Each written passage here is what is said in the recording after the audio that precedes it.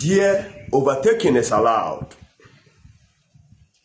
I don't know those that are ahead of you now, that you look down on yourself or you look at them and you think God hasn't done nothing for you. Sometimes where you are is just a preparation. God is preparing you with an overpowered strength to even overtake those who are ahead of you. Don't wish them bad. Anybody who is ahead of you, don't wish them bad. Wish them well. But overtaking is allowed.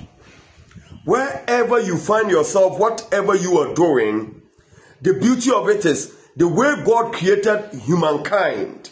Wherever you find yourself, there are certain specialities in you that anytime, if you are not going to give up, but rather will seek the face of God, anything God has said surely will come to pass. I want to give you a story in the Bible, in the book of 1 Kings chapter 18, the verse number somewhere 42 up to 46. But let me give you a whole story about the 1 Kings chapter 18. It was about Elijah and Jezebel with the Baal prophets. And today, it can be you and the worldly people. Sometimes you hear Christians saying, why are we doing things and it's not working, but the worldly people are making it? Don't worry. Don't give up. Don't think the same way some people think. You overtake them. Elijah was able to defeat them. His God was being proven. And out of that, after his God was being proven, then they need food. Elijah was the one who prophesied, and the people were no more having rain. And out of that, they were struggling. So Elijah God need to prove himself again. And whilst Elijah was praying, the Bible helps us to understand, Elijah sent his servant and said, go and check. Whilst Ahab, the worldly person, was just eating and drinking on the mountaintop, Elijah was praying. Brethren, I don't know what you are seeing, the environment you find yourself in, things that are going on. If people are eating and drinking, don't worry. Continue to pray. What the servant of Elijah saw, it was 7 times. He didn't see anything, but the 7th time, he saw just a handful of crowd. Something very small.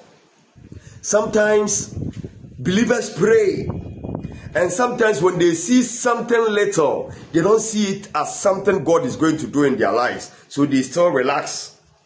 And they say, oh, well, what you are looking for, we don't think this is how it's going to happen. Why? Because it looked too small. But when Elijah saw that now the cloud is too small, he says God is going to do something. Brethren, wherever you find yourself today, it doesn't matter how what you're looking for is like or how it appears. It may not appear big. It may appear in a very small way. Let your faith be activated to believe that God is about to do something. And whilst Elijah himself was sharing with Ahab that Ahab is going to rain, so run.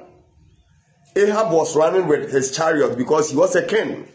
And running with his chariots, the Bible said, and the Spirit of God came to Elijah. And Elijah was able to overtake Ahab with his chariots and was at the gate of Jezreel. Brethren, you reach your final destination. It doesn't matter the tools other people are using. All you need is the strength of God. In Deuteronomy chapter 8, the verse number 18, God said, I'm the God who gives people power to make wealth. He will do it for you. Don't worry. You are going to overtake them.